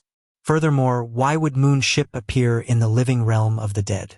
Suddenly, a melodious singing came from Moon ship. The gloomy voice was cold and dismal, sounding like a mother that was missing her long-lost child. "When I left here, willows shed tear. I come back now, snow bends the bough. Long, long the way, hard, hard the day. My grief overflows. Who knows? Who knows?" When Qin Mu heard the song, he only felt the urge to cry, just that he didn't have any flesh. Therefore, there were no tears to be shed. That song from the huge moon ship was faintly discernible and was somewhat lonely and melancholy. The longing for her child had turned into a gloomy temperament. Looking at Moon ship, there was a good-looking woman standing at the bow of the ship in the gray fog and looking over at Qin Mu. Their endless gaze of longing seemed to meet across the air. Qin Mu wanted to close his eye, but he couldn't. Keeping silent for a moment, he then told Village Chief, "Village Chief, let us go back." Village Chief was slightly stunned and asked him softly, "Aren't you going up to meet her?" Qin Mu shook his head and said stupefyingly, "She's not my kin, and this is not Carefree Village." Village Chief's heart shuddered. What did you see with your 9 heavens god eyes opened by Blind? Even though he was powerful, Blind was still stronger than him when it came to eyes. Now that Blind had opened the 9 heavens of Qin Mu's god eyes, what Qin Mu could see he might not be able to see. "What I see isn't a woman and is a devil god." Qin Mu's gaze landed on the woman on Moon ship, and what he saw wasn't a mother longing for her child, but was a malevolent devil god with disc-shaped bone spikes on its back emanating black aura. The devil god was singing softly and seemed to be baiting him over. This wasn't a situation of meeting kin but was a scam. From the moment the jade pendant had shone on the dragon pillar in Border Dragon City, it was a scam which purpose was to bait Qin Mu to enter this place. Man! Even I, an old martial wanderer, also almost fell into his trap. Village Chief took a deep breath and his divine light shone bright, grabbing Qin Mu to rapidly retreat back. Meanwhile, the woman on Moon ship suddenly became berserk and frantically flew over through the air from the ship's bow. The woman whirled like a spinning top in mid-air, her body growing bigger and bigger. Her face also became more and more malevolent as she finally struggled free from the constraint of her skin, revealing her real body. It was a devil god that had 8 long legs, 2 heads, and 5 tails. Her legs were like human arms and her feet were like human hands. She sprinted extremely fast in the air as she gave chase. Padma daily. Lotus blossomed in front of village chief and filled the sky and the ground. The apparitions of Devil Buddha sat on the lotus as they all raised their palms and unleashed their mudras at village chief. These Devil Buddhas were all apparitions. However, they seemed to materialize and had a physical body. Every move from the Devil Buddhas was different as the attacks came from all around village chief and Qin Mu. Buddha was supposed to be sacred, yet this devil cultivated the divine arts of devils into Devil Buddhas. It could be said that it had betrayed the scriptures and strayed from the path. Village chief's expression didn't change and remained calm. A sword light flew out from his finger and flashed from lotus to lotus. The sword light was so fast that Qin Mu couldn't catch it with his eyes and could only see a snow-white light winding among all the lotus and Devil Buddhas. The next moment, the lotus all shattered into pieces, and the head of the Devil Buddha exploded with a bang, turning into devil vital chi which rushed out in all directions. Sa Paramitha! The devil pounced over, and just as her voice dropped, a huge whirlpool appeared behind village chief and spun rapidly. It was like a monster that had a mouth full of razor-sharp teeth as countless of razor-sharp blades revolved around in the whirlpool. In the whirlpool was a long rainbow bridge which was flowing rapidly into the whirlpool. Village chief and Qin Mu were instantly pulled in by the whirlpool. The rainbow bridge pulled the 2 persons into the insides of the whirlpool, and countless of sharp blades came attacking from all directions, slicing as they revolved. The end of the whirlpool was like a paradise with birdsong and fragrant flowers. Everything looked so peaceful, but that was obviously where the core of this devil's killer move lay. Muer, stand on my hair! Village chief gave a shout and his hair started growing furiously. Every strand of hair was like a huge and thick pillar penetrating out from the whirlpool along the rainbow bridge. Qin Mu landed on one of the strands of hair and stood there. He could only feel that the hair under his feet was swelling rapidly, becoming thicker and longer as it almost penetrated through the whirlpool. Whereas the other hairs were like the messy dance of wild snakes as they broke the blades in the whirlpool which was coming in all directions. Countless shattered blades fell into the whirlpool and were crushed into powder by the powerful current. Qin Mu raised his head and saw the huge and malevolent face of the devil god at the entrance of the whirlpool. With her eyes sparkling slyly, she opened her mouth wide open and waited for village chief to send him into her mouth. Right at this moment, village chief's other strands of hair tunneled into the devil god's mouth and gave a forceful tug, pulling the devil god into the whirlpool as well. Muer, quickly go to the dock and board the ship to leave. Go now! The strand of hair gently flicked Qin Mu out of the whirlpool, which then closed with a rumble. Village chief and the devil god had vanished. Qin Mu's body dropped from the sky and he was quite a great distance from land. If he was to drop straight down, he would definitely die. He hurriedly took in a deep breath and blew out. A gust was instantly created in front of him and Qin Mu's feet rapidly moved to step on the cusp of gust, slowing down his falling speed. He huffed and puffed a few times before finally landing on the ground. This was still Carefree Village, which was saturated with gray fog. However, the darkness didn't invade here, therefore, it was still a safe place to him. Suddenly a huge whirlpool appeared above his head. For thick and long arms popped out from the whirlpool and clawed towards the sky. The malevolent devil popped his head up as she tried to crawl out of the whirlpool. However, something seemed to be grasping firmly on her legs and she was pulled back into the whirlpool once again. Heavenly devil horde! An angry roar came from the whirlpool. As the devil god was pulled back into the whirlpool, Qin Mu saw black dots spurting out from the whirlpool. Leave quickly, Muer! Village chief's voice came from the whirlpool. Go on ahead. I'll catch up to you. Quick! If the devil gods in the city are alarmed, you won't be able to escape. The whirlpool disappeared and village chief's voice was cut off. In the air, the black dots fell to the ground like shooting stars, shaking the ground from the collision. Gray fog then started to surge over, becoming thicker and thicker. When the black dots had landed on the ground, they were shrouded in fog. Therefore Qin Mu couldn't see clearly what was exactly inside. Tales of Herding Gods. Chapter 88. Heavenly Devil Horde. Village chief was pulled by the devil monster into the whirlpool. Would he? Qin Mu had all kinds of bad thoughts. Turning back to take a look, he wasn't far from the gates of Fengdu. The fog hadn't totally flooded the gate yet, but if the fog continued to rise, he wouldn't be able to find the gate anymore. Village chief has such strong abilities. He would definitely be fine. I need to leave this place now and not to become his burden. Thump, thump, thump. The gray fog saturated the air and the footsteps in the fog were in a mess. Some came from his back and some came from his sides. There were also some blocking his way to the gates of Fengdu. Qin Mu composed himself and immediately rushed towards the gates of Fengdu. As he sprinted forward rapidly, he got closer and closer to the incomparably huge mountain gates of Fengdu when suddenly a loud growl came from his front as a shadow flew towards him. Without any explanation, Qin Mu stabbed his sword finger out. The fish dragon of Junior Protector's sword leaped out, spitting out the treasure sword which sliced apart the gray fog and stabbed the shadow as fast as lightning. Swoosh! As the gale whistled, Junior Protector's sword pushed the shadow back and with a piercing sound, the shadow collided onto a stone pillar and was nailed to death. Qin Mu continued to sprint forward forcefully. As he passed by the stone pillar, his sword finger pointed backward and Junior Protector's sword flew back into the fish dragon's mouth behind him. The corpse of the shadow slid down the pillar and revealed a sinister-looking mutant. It had fish scales all over its body and frog webbing on his hands and feet.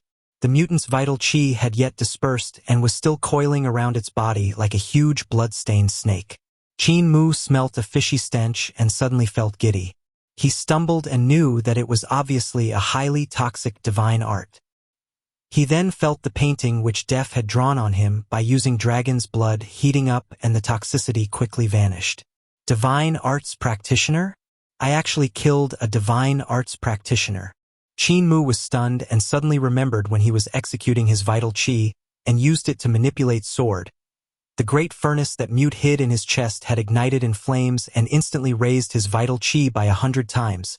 It was exactly this great furnace which had suddenly increased his vital chi to the extent where he could slay a divine art practitioner in one sword. What's even more incredible was the great furnace only suddenly increased his vital chi when he was executing it. When Qin Mu kept his vital chi back, his vital chi would revert back to usual. This way there wouldn't be a huge burden on his body. It was like filling a cauldron with water. If a cauldron could only fit 3 buckets of water and 10 buckets of water were poured in, 7 buckets of water would overflow out. However, a human body wasn't a cauldron and there was no place for the vital chi to overflow. It would normally result in bodies exploding. The marvel of Mute's great furnace was after lending Qin Mu 100 times vital chi, these 100 times vital chi would return to the great furnace and not affect his body. Qin Mu sprinted forward and his mind was processed quickly. That way with my current cultivation I can also execute divine arts? In that case, it's not like I can't fight the heavenly devil horde. The great furnace that Mute had placed in his body provided him with 100 times vital chi. Such a vigorous vital chi was something Qin Mu had never even dared to think of. Previously his fist skills were still fist skills and knife skills were still knife skills. However, now he felt that he could use his 100 times vital chi in his body to execute the divine arts of fist skills and knife skills. How powerful would the abilities that Old Ma and Butcher had imparted to him be like after breaking through into divine arts? His footsteps grew faster and faster as he subconsciously incorporated heaven-pilfering leg skill which Cripple had taught him into his sprint, pouring the boundless vital chi in his body into his legs. Qin Mu gave a long whistle and his feet took a step out. The air under his feet was compressed under his step and formed a gale. This was the wind formed by his own footsteps.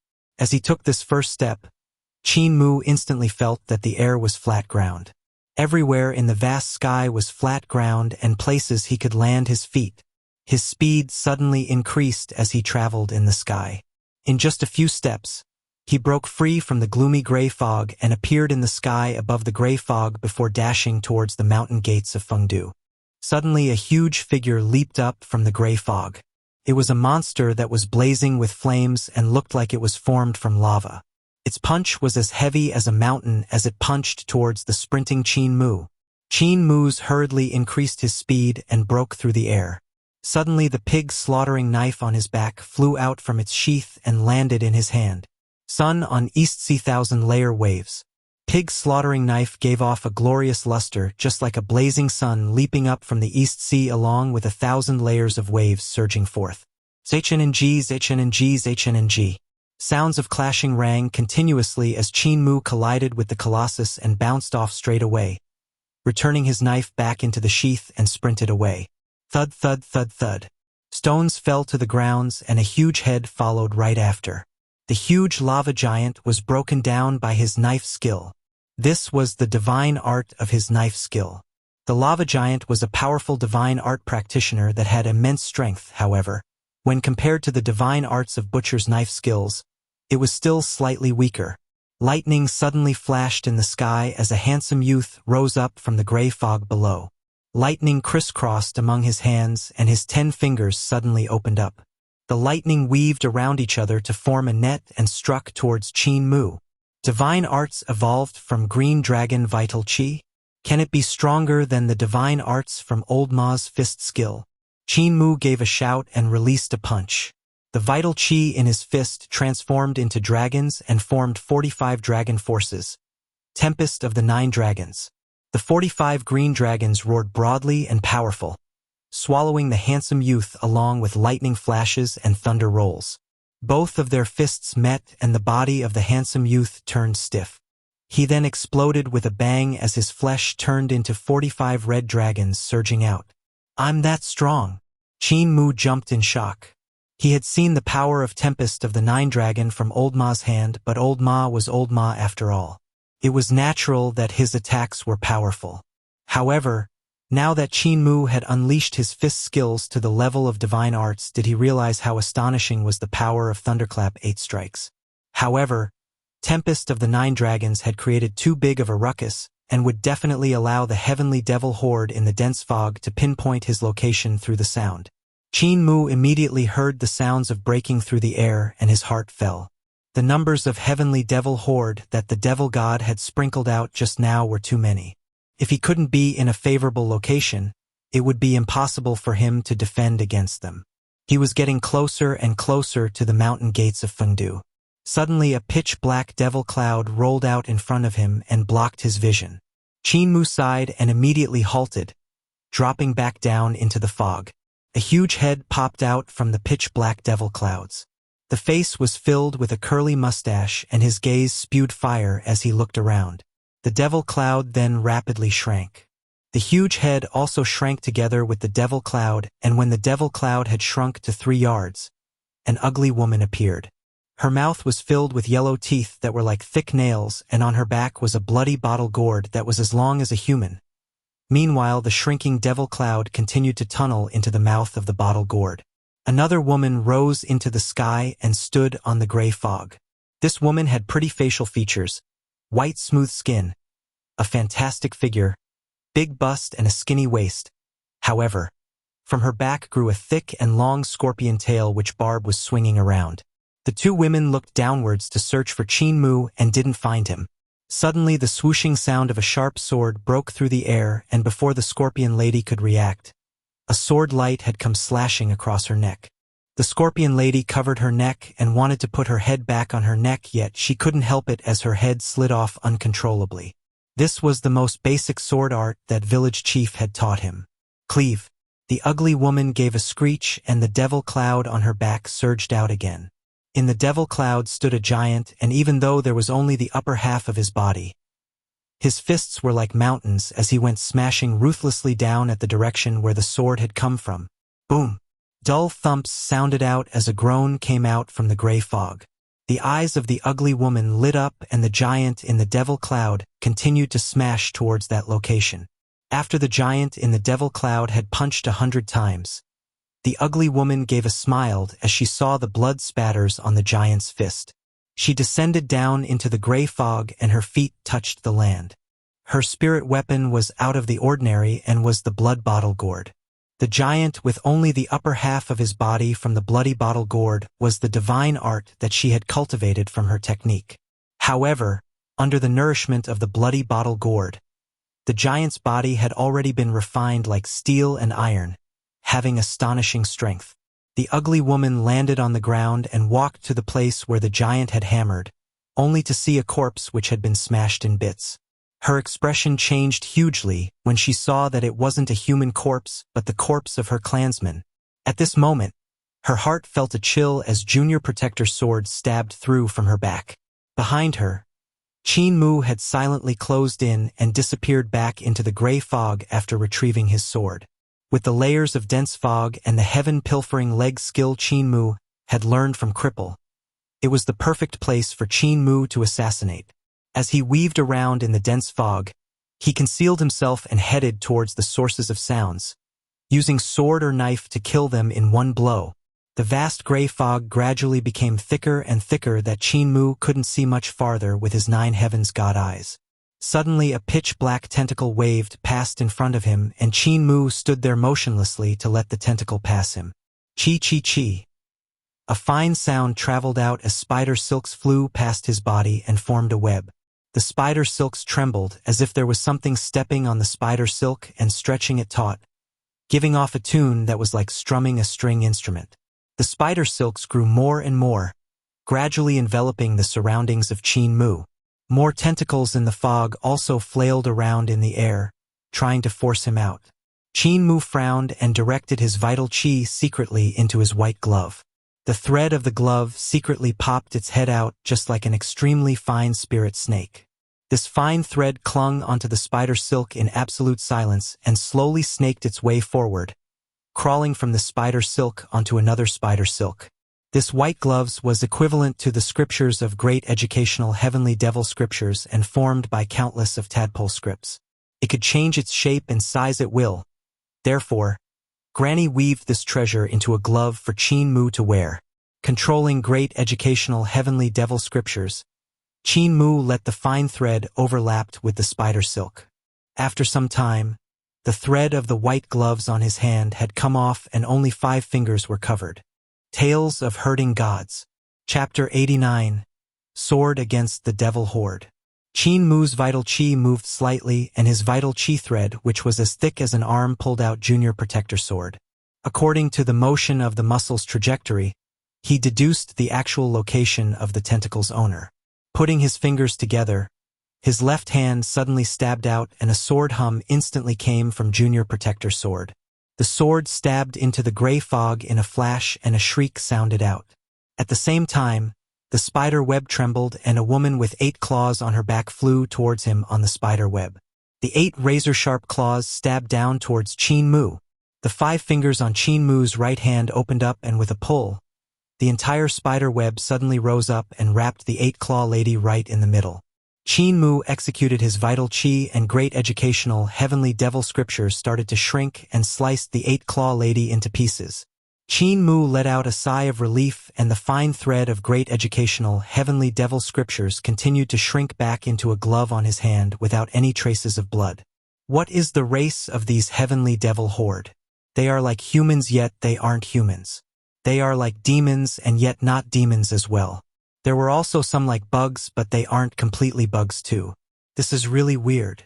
Stepping on the spider web, he continued to walk forward, but he didn't make any sound as Cripple's heaven-pilfering leg skill was truly light.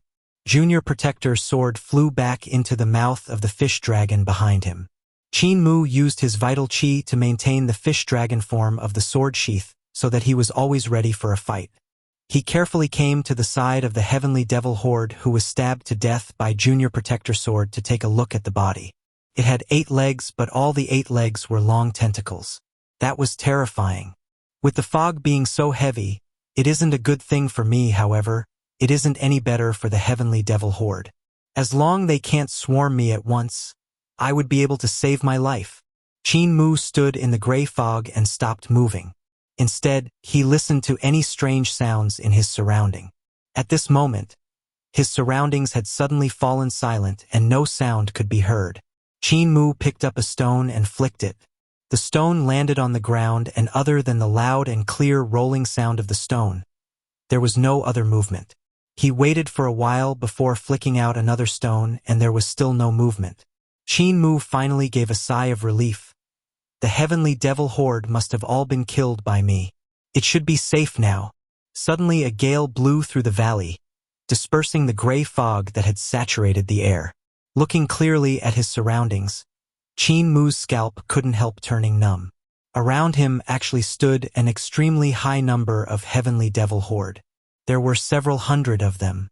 When he was standing there motionlessly, these hundreds of heavenly devil horde were also standing motionlessly in the gray fog, waiting for him to give the game away. However, Qin Mu totally didn't expect so many people to be standing around him. He leaped into the sky and traveled through the air on the gale. The instant he rose into the air, the hundreds of heavenly devil horde also moved in unison to pounce on the youth in the sky. These hundreds of heavenly devil horde were also divine arts practitioners, and there were 8 kinds of heavenly devil horde. The first kind was the fish scales mutant that Qin Mu had seen. The second kind was the lava giant. The 3rd kind was the handsome youth, while the 4th kind was the ugly woman. The 5th kind was the lady that had a human appearance and a scorpion tail. The 6th kind was a woman with 8 claws, and the 7th kind was the mutant with 8 tentacles. The 8th kind was a mutant with 2 huge snakes as arms. At this moment, the hundreds of heavenly devil horde pounced into the air in unison, and all the various exotic divine arts and strange body parts attacked towards Qin Mu at the same time. With all the attacks being so densely packed together, it was impossible for him to defend against them. Qin Mu's hair stood on ends as he knew he couldn't defend in time under such a situation. At this moment, Buddha aura burst forth from the heart of his brows, and a great Buddha leaped out. Om Mani Padme Hum. The great Buddha put his palms together, and his aura burst forth like rings. Countless of severed limbs flew in all directions as the hurricane battered and wiped out all of the heavenly devil horde. The Buddha aura gradually faded, and the apparition of the great Buddha in front of Qin Mu also faded before disappearing entirely. That was the apparition of the great Buddha Old Ma had placed in the heart of his brows.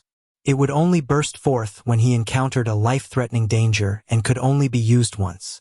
Qin Mu gave a sigh of relief and was slightly stumped for words. Why was there a sudden gale which blew the gray fog away? If it wasn't for that gale, I wouldn't have been found by those heavenly devil horde. Now he noticed the source of the gale. It was from Moon Ship. The Colossus actually slowly got up. Because this ship was simply too big, even much bigger than Border Dragon City, it had raised a gale which dispersed the gray fog when it slowly got up. Sun Ship requires Sun Guardian to control to be able to move. Could it be that there's a Moon Guardian on Moon Ship? If there's still a Moon Guardian guarding Moon Ship, there might be my clansmen on board. Qin Mu's spirit stirred. It was then he saw black smoke as thick as a pillar from the temple in the closest city to Moon Ship. It was evident that they had detected the ruckus made over here. Without further thought, Qin Mu immediately rushed out of the mountain gates of Fengdu. With all his strength, he sprinted to the other end of the mountains. Cripple's heaven-pilfering divine legs was unleashed by him without restraint. He became extremely quick, like flickering light and passing shadows. There was an abnormal movement from Moon Ship, therefore it meant there was someone on board controlling it. However, he was in a precarious situation now, thus he couldn't go investigate. He sprinted past a few mountains, and the sea of fog once again appeared in his sights. Qin Mu was about to rush over when a suction force came from below, sucking away the air under the feet, and caused him to fall from the sky immediately. Crash! Smoke and dust permeated the air, and Qin Mu had smashed a big pit into the ground. As the youth slowly got himself up from the pit, he realized he had landed in the village which he had first met after coming ashore. At this moment, people in the village put down what they were busy with and stood up. They all stared at him peculiarly. What had made the wind under his feet vanished was the bellows which a blacksmith-looking person was holding. Human skin was draped over piston edges to form an air sac and had a spring inside to spring it open after compressing it to suck air. The nozzle of the bellows was a human head. The blacksmith-looking person was holding onto the 2 handles. It was him who had used the bellows to suck the air under Qin Mu's feet, making him fall uncontrollably. In front of the straw hut next door, a plump auntie who was chopping dumpling fillings stood up with 2 kitchen knives on her hands which were still dripping blood. Behind Qin Mu, a man who was pounding grains of rice also stopped and took out the pestle from the mortar. Under the pestle was a hammer as big as a crock which was dripping blood. In the stone mortar was a human head. At the back of the village, a tailor was cutting fabrics which were human skins. The tailor stood up while holding scissors in one hand and a measuring ruler on the other. The assistant at the dye workshop was also hanging up fabrics he had just dyed and fished them out from the huge cauldron which was filled with blood. As the dye workshop's assistant saw Qin Mu crashing down, he put down the human skin on his hand and wiped his bloody hands in front of his chest. A child that was squatting in front of a house and eating spit out a finger bone which flesh had been cleanly eaten. The white and chubby pig snorted as it walked past with a ghastly white arm in its mouth. The elder at the village entrance was also smoke a tobacco pipe made from human bone. Every smoke he puffed out would form a skull shape which would give off mournful screams before dispersing. More villagers appeared in front and behind of Qin Mu, blocking his path to advance and his path to retreat. Behind Qin Mu, the fish dragon spat out his sword and his left hand held his knife in a reverse grip.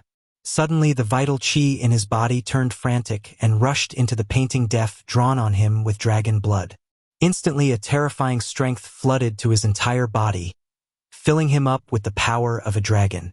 At the same time, Death's painting made him feel like he was currently a god. Even though he was now in a skeleton form, it was a facade. His flesh and skin were still there, just that it couldn't be seen or touched. When village chief had told him to reopen the 9 heavens of his god eyes, he had realized this point. At this moment, Death's painting was awakened by him and he felt an immensely powerful strength coursing through his body. His vital qi also rose furiously. As the incomparably vigorous vital qi overflowed from his body, it turned into a huge python coiling around him. His aura rose dramatically as concentrated water vapors suddenly rose under his feet and turned into great waves. In the great waves, a black tortoise was faintly discernible. He was now like a god which possessed powers without boundary. He felt that it was as if he had become a god that could control water, being able to change the rivers with a raise of a hand. Slaughter his way out of the village. There was only this thought in Qin Mu's mind. He had to slaughter his way out of this village no matter what. Rip, rip, rip. Around his came the sound of human skins ripping. The skins on the villagers' bodies ripped apart as tall and sturdy bodies squeezed out from the skins. These people in the village weren't human and were heavenly devil horde. The children, women, and even the pig had all changed their forms and turned into divine arts practitioners of heavenly devil horde. There were some who had even awakened their 7 stars divine treasure. Only the elder who was smoking the tobacco pipe made from human bones remained sitting at the village entrance and didn't transform. Die! Qin Mu shouted and rushed towards the village entrance. The moment he started to rush out, all the heavenly devil horde suddenly moved and attacked him. Both of Qin Mu's hands swung around. Huge waves overflowing to the heavens surged forth between his hands with a rumble. The vast and mighty river was like the impact of a huge python, sweeping up all the heavenly devil horde that were swarming from all directions. With a flick of the huge python's tail, the houses were shattered into pieces by the huge flood reaching the heavens. Qin Mu's sword finger stabbed out and his junior protector sword flew into the long river and stabbed towards the heavenly devil horde which had been swept into the river. He executed all the basic sword forms that village chief had imparted to him, and every strike was extremely close to perfection. The long river was instantly dyed red by the blood and became a huge red river. Corpses floated inside the huge river, and those were the heavenly devil horde he had slaughtered. Beneath Qin Mu's feet, a wave whooshed up and a black tortoise appeared as it carried him up and down the river and towards the village entrance. Behind him, the entire village had been razed to the ground, and after the flood subsided, all that was left was a ground filled with corpses. Tales of Herding Gods. Chapter 90. Horizontal sword on knees to slay demons. At the village entrance, the elder who was smoking the human bone tobacco pipe finally had a change in his expression. He turned around to face Qin Mu, who had an overbearing presence as he rode the surging waves over and came crashing down with an earth-shattering pressure. A current, if fast enough, would be able to shatter everything, slice everything and destroy everything. That's the marvel of Black Tortoise Vital Qi. Using Black Tortoise Vital Qi to control water, as long as the speed of the water reaches 150 yards in an instant, it would be able to slice through steel. If it lands on a person, the person would definitely split in half and there's nothing it can't destroy. Qin Mu rode the cusp of the wave as he crashed towards the elder with an overbearing presence. Activating Death's painting with the dragon precious blood, plus the great furnace that Mute had hidden in his body, Qin Mu had confidence that he could take on anybody. At the village entrance, the elder smoking the human bone tobacco pipe raised his hand and collided with the almighty Long River. The entire Long River was slithering forward like a huge python collapsing and turned into huge puddles of water that splattered everywhere. At the same time, the elder's two fingers gently pinched and stopped the momentum of Junior Protector's sword that was stabbing out. "Did you find Carefree Village?" The elder chuckled. Right at the instant, the elder pinched Junior Protector's sword. Qin Mu's palm had already gripped onto the sword's hilt and he stabbed forward with all the strength in his body. The elder's power was beyond his expectation. However, with his 9 heaven god eyes, he could see the change in strength in the elder's body. When the elder raised his hand to block the Long River and pinch the sword tip, his strength had already reached its limit. Now, with the addition of Qin Mu's body strength, it would surpass the limit which he could defend against. The dragon's precious blood and Death's painting raised the strength of his physical power to its maximum. Therefore, his strength that could be unleashed by his body wasn't any weaker than his violent magic power. As the sword stabbed out, the elder instantly had a change in expression.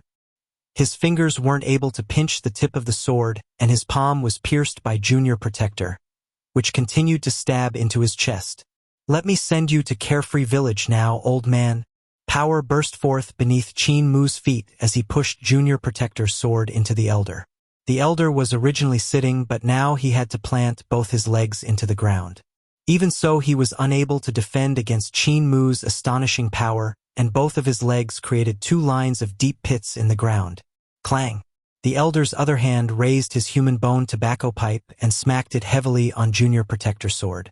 Qin Mu's arm turned numb from the tremors and he immediately let go of the sword. Sweeping the sword up with his vital qi, he swung the sword horizontally in an arc and sliced towards the elder's neck. Wave sword form. His sword skill had received village chief's guidance, and even though it was a simple stab, wave, and flick, its power was extremely terrifying. That elder immediately evaded, but Junior Protector's sword continued to swing around in an arc and closed in on his neck. Thus, he could only continue to retreat. If he retreats any further, he would have to retreat to the boundary stone that marks the living realm of the dead. At the same time, the splattered water once again rose up and whooshed over from all directions like huge pythons as they coiled around the elder. Suddenly, the human bone tobacco pipe flew out from the elder's hand and blocked Junior Protector's sword. At the same time, dense smoke billowed out from the tobacco pipe and formed skulls which cackled weirdly as they flew towards Qin Mu, tunneling into his body to try to tear his soul apart. Sealing his soul using heavenly devil nature technique, Qin Mu let the skulls formed by the smoke nibble and tear at his soul freely, but they couldn't do it no matter what. Taking a deep breath, he suddenly blew out a gale. Whoosh! The fog, as well as the skulls, were all dispersed by his breath. Even though he hadn't learned another wind control spells or divine arts, his current cultivation that had been forcefully boosted by deaf and mute reached an unimaginable height. Therefore, even his breath could become a spell divine art. The tobacco pipe collided with Junior Protector's sword and sparks shot out. Those sparks instantly turned into flaming red lava as they flew into Qin Mu's face. Qin Mu shuffled his footsteps and dodged the incoming lava and increased the intensity of his attacks. The huge pythons formed by the water coiled around the elder and countless of water swords came stabbing towards the elder. The elder's tobacco pipe bowl suddenly became huge like a big black pot covering down. A powerful suction force came out and sucked away all the water. However, it also extinguished the fire inside the tobacco pipe. Qin Mu's body closed in like a phantom and flailed his arms. Whether it was a palm or a fist, he frantically attacked the elder like thousand-armed Buddha. His fist skill changed suddenly as it had knife light hidden within, and by pairing it with his irregular footsteps, it made his attacks impossible to defend. The elder had no choice but to continuously retreat. His strength was even higher than Qin Mu, but Qin Mu's body and feet movement, as well as his fist and knife skills, were unpredictably strange. Especially Junior Protector's sword, which was so sharp that even his tobacco pipe couldn't withstand it. The moves that this sword had executed were all incomparably simple, but it was extremely effective. It had fast speed, enough strength, and could repeatedly break through his tobacco pipe's defense while aiming at his weakness. Qin Mu was like a sword skill expert. Even though the sword moves were plain and crude, it made him appear like an effortless expert. It was very intractable, and he had no choice but to retreat. The simplest sword moves that village chief had taught combined with Blind's 9 heavens god eyes. He had succeeded in every strike. The elder moved another step back and was suddenly startled as he saw a boundary stone at the corner of his eye. The boundary stone of the living realm of the dead. Raising his knife and pushing forward, he leaned forward and had to swing his knife upwards, causing the elder to have no choice but to retreat. With his foot moving back, the flesh on his entire body vanished and he turned into white bones. And with a step forward, Qin Mu crossed over the living realm of the dead and his flesh instantly came back. Without another word, the elder immediately turned and left, jumping into the sea of fog. With his flesh back, Qin Mu's body strength would increase, and with the elder's flesh disappearing, his strength would decrease. With the imbalance of strength now, he could only retreat. Qin Mu sighed of relief. This elder was extremely powerful. If they continued to fight on like this, when the time comes where the dragon's precious blood loses its effect, it would be Qin Mu's death. Walking to the dock, the sea of fog was boundless and no end could be seen. There was a faint lantern light shining from the sea of fog. Can village chief make it in time? Qin Mu turned his head back to have a look and saw gloomy devil clouds from the living realm of the dead continuously swarming here. It was obvious that the strong practitioners in the city had been activated and came forth to investigate. It wouldn't be long for the surging devil clouds to make their way here. Qin Mu waited for a moment and the boat with a lantern had come. Yet village chief still wasn't here. The devil clouds were already very close, and if he still doesn't leave, he won't have the chance to anymore. Taking out a fengdu coin, Qin Mu smacked the coin into a wooden pillar on the dock and boarded the tiny boat. The boatman wearing the woven coat rowed his boat and moved towards the sea of fog. Qin Mu stood on the bow of the boat to look back, but when he still didn't see village chief, his heart sunk. The devil clouds had surged the village and soon reached the dock. However, the small boat has sailed into the fog, vanishing without a trace. Village chief is so strong, therefore, he will definitely come back safely. Qin Mu consoled himself and sat down under the boat's lantern. He took down Junior Protector's sword from his back and placed it horizontally on his knees, looking quietly at the fog surging in front. The power in Def's painting had already started to fade, and the effect of the dragon's precious blood was also fading. The great furnace gradually turned dull and was about to go off. The small boat moved forward unhurriedly and slowly went further and further.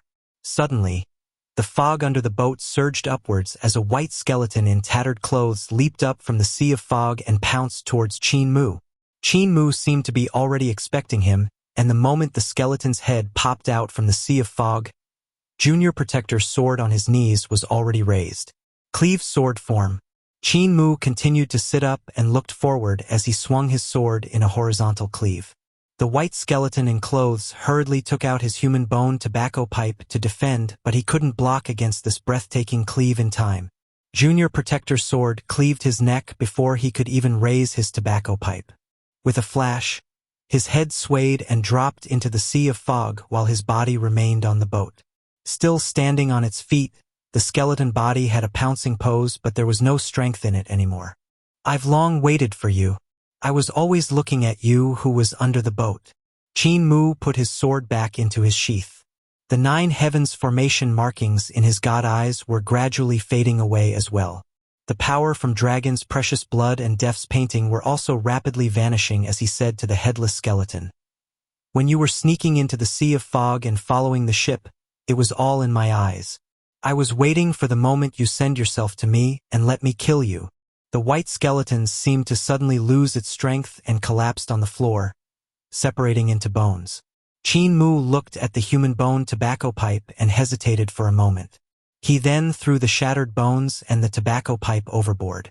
This tobacco pipe was a good treasure as it could withstand so many strikes from Junior Protector Sword and belonged to an extremely high-category spirit weapon. However, he didn't like it because it was made from human bones. That's why he threw it away. Village Chief, you definitely have to be safe. The youth sat back under the lantern and continued to place the sword at his knees, muttering to himself. The small boat sailed past the White Bones Mountains and towards the entrance of this incredible place. In the living realm of the dead, a whirlpool suddenly appeared in the sky. It was split in half by a stunning sword light as Village Chief slaughtered his way out from the whirlpool where blood kept on flowing. The blood-colored whirlpool hung in the sky as blood flowed out continuously. It looked as if the sky was bleeding. Turning back, Village Chief moved his 10 fingers and sword light shot out from his fingertips. The sword lights nailed the whirlpool and sealed it up. Blood continued to flow from the whirlpool, and there seemed to be a huge monster inside attacking the entrance of the whirlpool furiously. However, it was blocked by Village Chief's sword light and couldn't rush out in a short while. Village Chief sighed of relief and immediately headed towards the mountain gate of Fengdu. He was about to fly past the mountain gate when he suddenly halted and saw a bird-head mutant with 2 wings. It was standing on one leg and had the other leg hidden under its feathers.